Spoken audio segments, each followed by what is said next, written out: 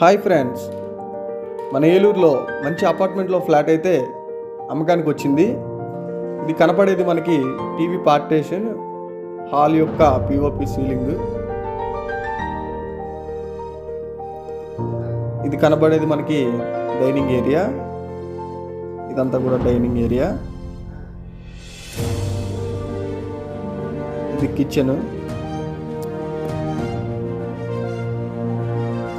ఇది master bedroom యొక్క POP ceiling.